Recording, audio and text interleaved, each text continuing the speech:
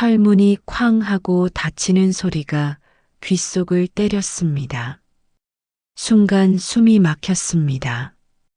어둠 속으로 빨려 들어가는 듯한 기분이었습니다.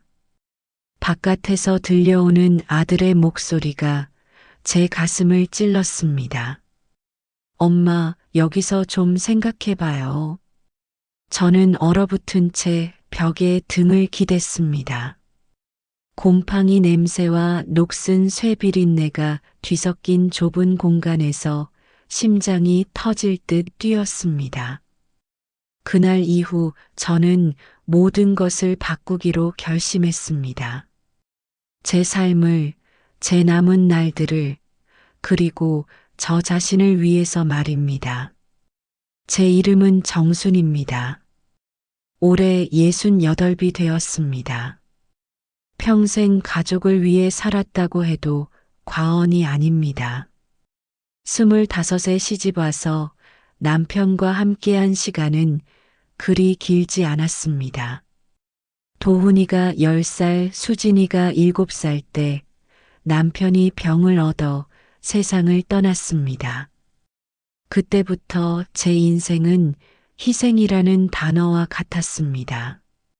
새벽 5시면 일어나 밥을 짓고 아이들 도시락을 싸고 허겁지겁 설거지를 마치고 시장에 나갔습니다.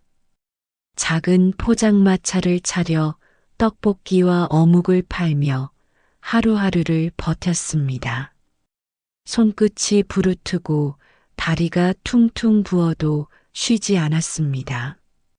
저에게 휴식이란 사치였고 웃음조차 점점 사라져 갔습니다.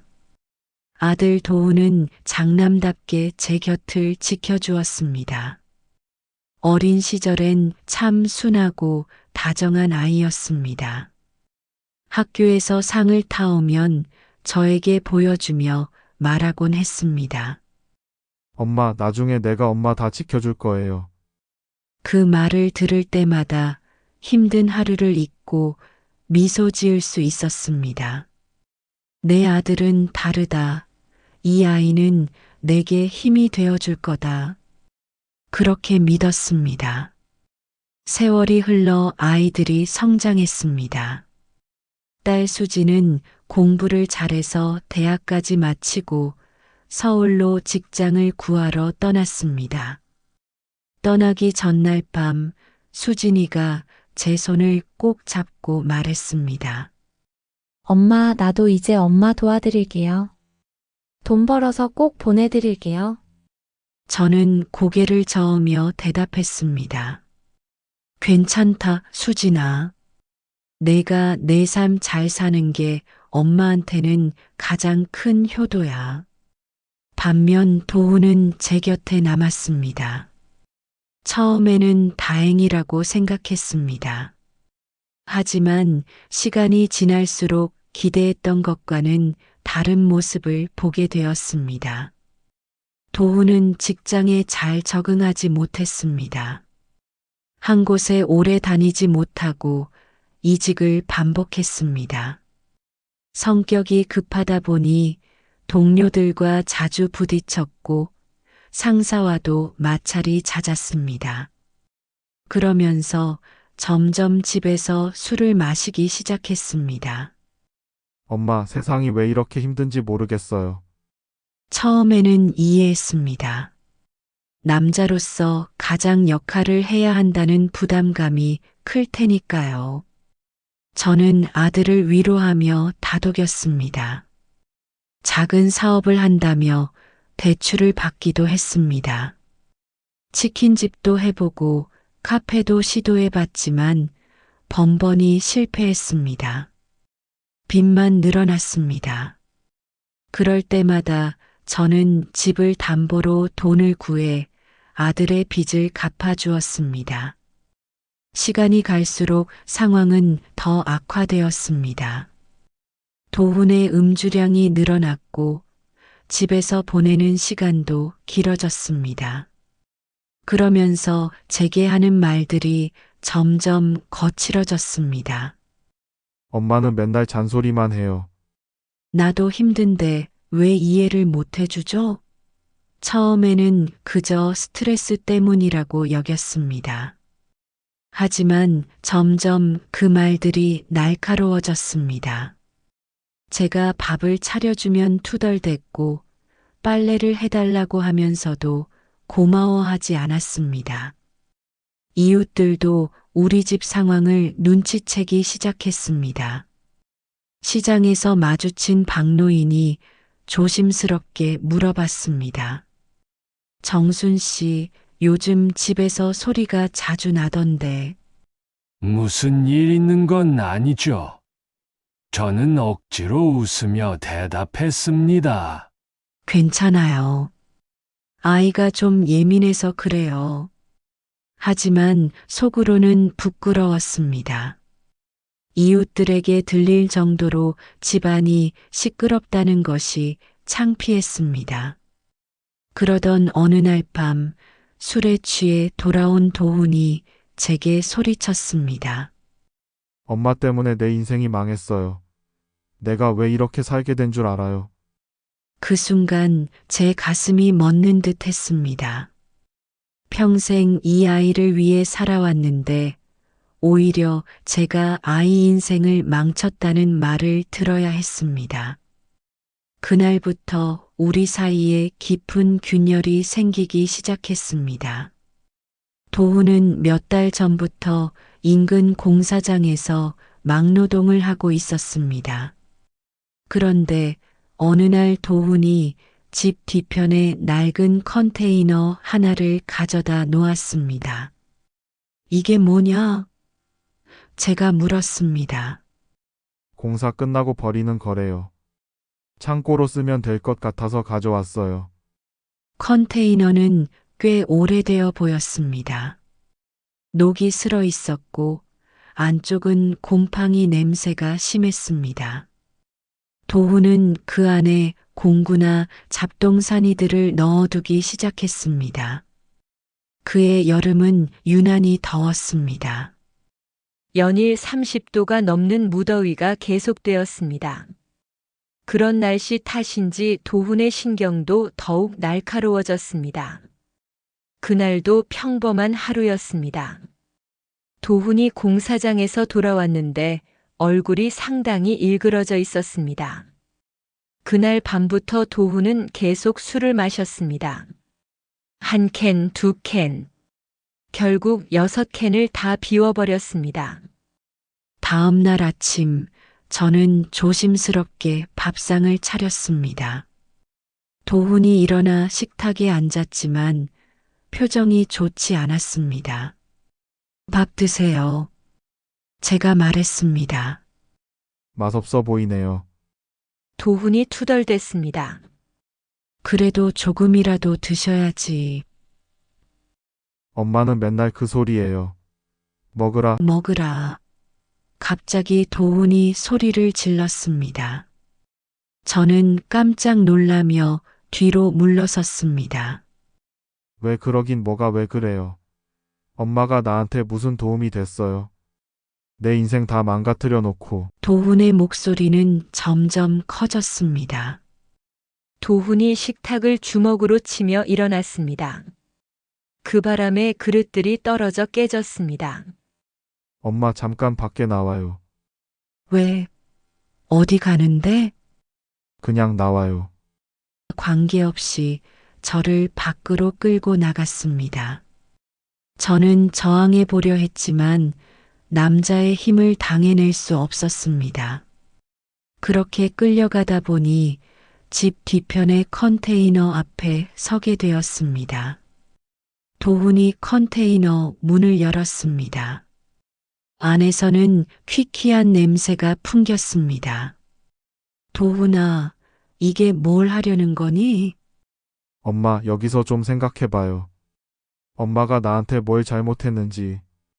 뭔 소리야? 나를 여기에. 도훈이 제 등을 밀어서 컨테이너 안으로 넣었습니다. 저는 균형을 잃고 바닥에 넘어졌습니다. 도훈아, 뭐 하는 거야? 쾅. 철문이 닫혔습니다. 그 순간 제 온 세상이 어둠 속으로 빨려 들어가는 듯 했습니다.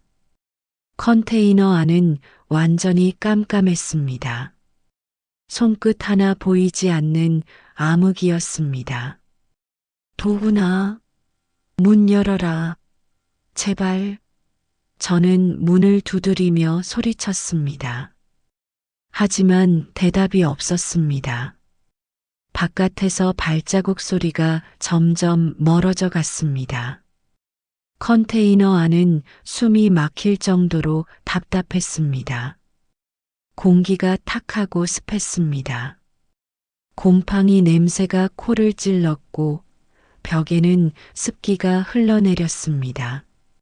저는 한참을 소리치다가 지쳐서 바닥에 주저앉았습니다. 그 순간 제 마음 속에서 억눌려 있던 모든 감정이 터져나왔습니다. 내가 정말 이 아이 인생을 망쳤을까? 지난 세월이 주마등처럼 스쳐 지나갔습니다. 남편이 세상을 떠난 후 두 아이를 홀로 키우며 살아온 시간들, 새벽부터 밤늦게까지 일하며 고생한 날들, 모든 것이 희생이었습니다. 하지만 그 희생의 결과가 이것일까요? 아들이 저를 원망하고 심지어 이런 곳에 가두는 것까지. 내가 뭘 잘못했지? 스스로에게 물어봤지만 답이 나오지 않았습니다. 시간이 얼마나 지났는지 알 수 없었습니다. 땀이 흘러내렸고 목이 바싹 말랐습니다. 이대로 죽는 건 아닐까? 두려움이 엄습했습니다. 얼마나 더 지났을까요? 갑자기 밖에서 인기척이 들렸습니다. 여보세요? 누구 있습니까? 박노인의 목소리였습니다. 저는 있는 힘을 다해 소리쳤습니다. 여기요. 여기 있어요. 도와주세요. 정순 씨? 거기서 뭐 하시는 거예요? 제발 문 좀 열어주세요. 박노인이 문을 열려고 했지만 밖에서 자물쇠로 잠겨 있었습니다. 잠깐만요. 경찰에 신고할게요. 몇 분 후 경찰차 사이렌 소리가 들렸습니다. 그리고 마침내 철문이 열렸습니다.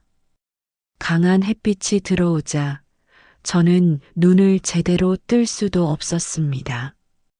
괜찮으세요? 많이 놀라셨죠? 경찰관이 제 팔을 붙잡고 끌어내 주었습니다. 저는 다리에 힘이 풀려서 제대로 서 있을 수도 없었습니다. 차가운 물이 목구멍을 타고 넘어가면서 조금씩 정신이 돌아왔습니다. 결국 도우는 경찰서로 연행되었습니다. 수갑이 채워지는 모습을 보면서도 저는 분노보다 더 큰 허물을 느꼈습니다. 그날 밤 저는 혼자 집에 앉아 있었습니다. 텅 빈 집은 정말 조용했습니다. 아들이 없으니 오히려 편안했습니다. 그때 깨달았습니다. 이제 정말 달라져야겠다. 사건 이후 며칠 동안 저는 말 그대로 넋이 나간 사람 같았습니다. 밥맛도 없고 잠도 제대로 오지 않았습니다.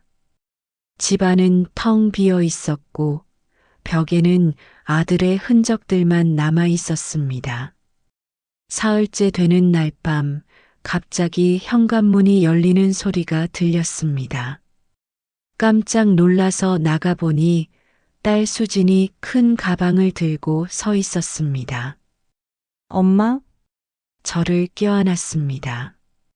수진아, 어떻게 왔니? 박노인 할아버지가 연락 주셨어요. 엄마한테 무슨 일이 있었다고? 수진의 목소리가 떨렸습니다. 제 품에 안긴 딸의 어깨가 작게 떨리는 것을 느꼈습니다.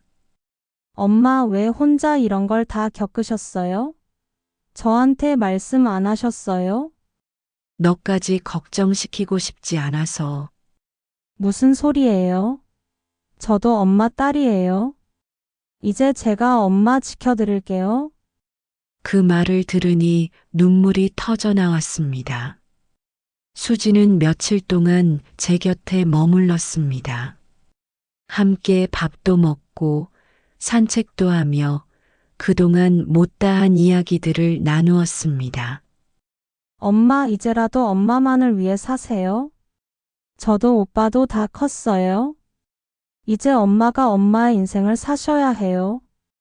그 말이 제 마음 깊이 와닿았습니다. 정말로 이제는 저만을 위해 살아야 할 때가 온 것 같았습니다. 수진이 서울로 돌아간 후 저는 혼자만의 시간을 가졌습니다.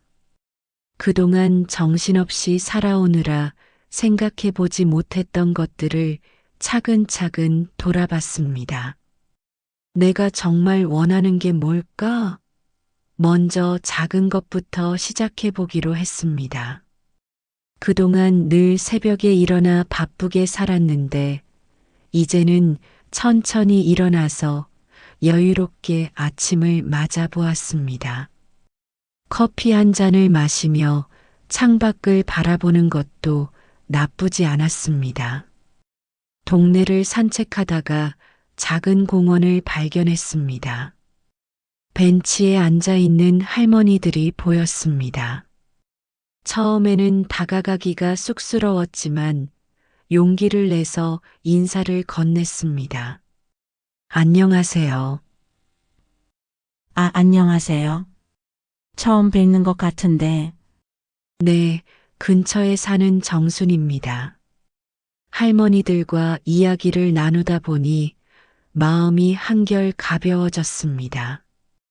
그동안 얼마나 외로웠는지 새삼 느꼈습니다. 그렇게 작은 모임에 참여하기 시작했습니다. 처음에는 어색했지만 점차 익숙해졌습니다. 어느 날 모임에서 한 할머니가 말했습니다. 우리 동네에 독거노인 분들 도시락 배달하는 봉사활동이 있는데 같이 하실 분 없나요? 저도 해보고 싶습니다. 제가 손을 들었습니다. 그렇게 봉사활동에 참여하게 되었습니다. 일주일에 2번씩 혼자 사시는 어르신들께 도시락을 배달하는 일이었습니다.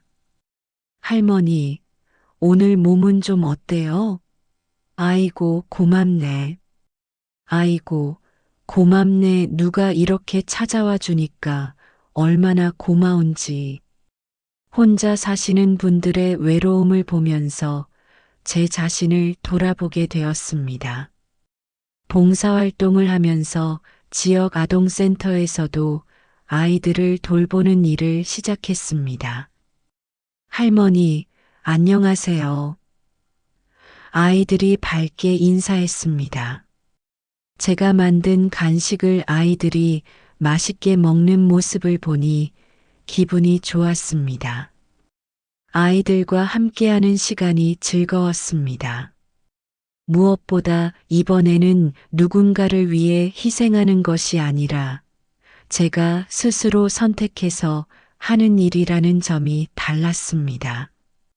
그렇게 몇 달이 지났습니다. 도훈은 집행유예를 받고 집으로 돌아왔습니다. 하지만 저는 예전과 같은 마음으로 아들을 대할 수 없었습니다. 엄마, 정말 미안해요. 도훈이 고개를 숙이며 말했습니다. 그래, 미안하다는 것은 알겠다. 앞으로는 정말 달라질게요. 엄마한테 잘할게요. 저는 잠시 생각해 봤습니다. 도훈아, 엄마도 이제 달라졌다. 엄마도 이제 엄마만의 삶이 있어. 내가 달라지고 싶다면 스스로 해야 해.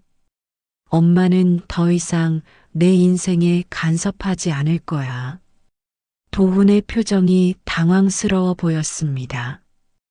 그렇다고 해서 엄마가 널 미워하는 건 아니야. 다만 이제는 각자의 인생을 살자는 뜻이다. 그날 이후 저희 관계는 많이 달라졌습니다. 도훈은 처음에는 어색해했지만 점차 스스로 자립하려고 노력하는 모습을 보였습니다. 반면 저는 제 일상에 더욱 충실했습니다. 봉사활동을 계속했고 새로운 취미도 찾아봤습니다. 동네 문화센터에서 하는 서예 교실에도 등록했습니다. 정순 씨 글씨체가 참 좋으시네요. 선생님의 칭찬을 들으니 기분이 좋았습니다. 평생 남에게 칭찬받을 일이 별로 없었는데 이렇게 제 능력을 인정받는다는 게 새로웠습니다. 서예를 배우면서 마음도 차분해졌습니다. 붓으로 한 글자 한 글자 쓰다 보면 잡념이 사라지고 평온해졌습니다. 그해 겨울, 저는 처음으로 혼자 여행을 다녀왔습니다. 봉사활동에서 알게 된 할머니들과 함께 부산으로 1박 2일 여행을 갔습니다. 해운대 해변에 앉아 파도 소리를 들으며 지난 날들을 떠올렸습니다. 평생 한 곳에서만 살면서 가족만 바라보며 살았는데 이렇게 넓은 세상이 있다는 걸 새삼 느꼈습니다. 여행에서 돌아온 후 저는 더욱 적극적으로 새로운 일들에 도전해 봤습니다. 요리 교실도 다녀보고 독서 모임에도 참여해 봤습니다. 어느 봄날 저는 동네 공원 벤치에 앉아 있었습니다. 따뜻한 햇살이 얼굴에 닿았고 새들이 지저귀는 소리가 들렸습니다. 벚꽃이 흩날리는 모습이 아름다웠습니다. 문득 1년 전의 일이 떠올랐습니다. 컨테이너에 갇혀있던 그 답답하고 어두웠던 시간들. 그때는 정말 절망적이었습니다. 하지만 지금 생각해보니 그 사건이 제 인생의 전환점이 되었습니다. 만약 그 일이 없었다면 저는 지금도 아들에게 매달려 살고 있을지도 모릅니다. 평생 희생만 하면서 정작 제 자신은 돌보지 않은 채로 말입니다. 이제는 아침에 일어나면 오늘 뭘 할까 하는 기대감이 생깁니다. 예전에는 항상 누군가를 위해 뭔가를 해야 한다는 부담감 뿐이었는데 지금은 제가 하고 싶은 일을 할 수 있어서 행복합니다. 벤치에 앉아 따뜻한 햇살을 맞으며 저는 혼잣말을 했습니다. 이제야 조금은 내 삶을 찾은 것 같습니다. 바람에 흩날리는 벚꽃잎을 바라보며 생각했습니다. 인생에는 여러 계절이 있다고 합니다. 저에게도 이제 새로운 계절이 시작된 것 같습니다. 더 이상 누군가의 그림자가 아닌 저만의 빛깔을 가진 삶을 살아가고 싶습니다. 물론 가족은 여전히 소중하지만 이제는 저 자신도 그만큼 소중히 여기며 살아가렵니다. 마지막으로 마음속으로 다짐했습니다. 정순아, 이제 내 인생을 살아라. 당당하게, 떳떳하게, 그리고 행복하게. 그 다짐과 함께 저는 편안한 마음이 되었습니다. 내일도 또 다른 새로운 하루가 시작될 것이고, 저는 그 하루를 온전히 제 것으로 만들어갈 것입니다.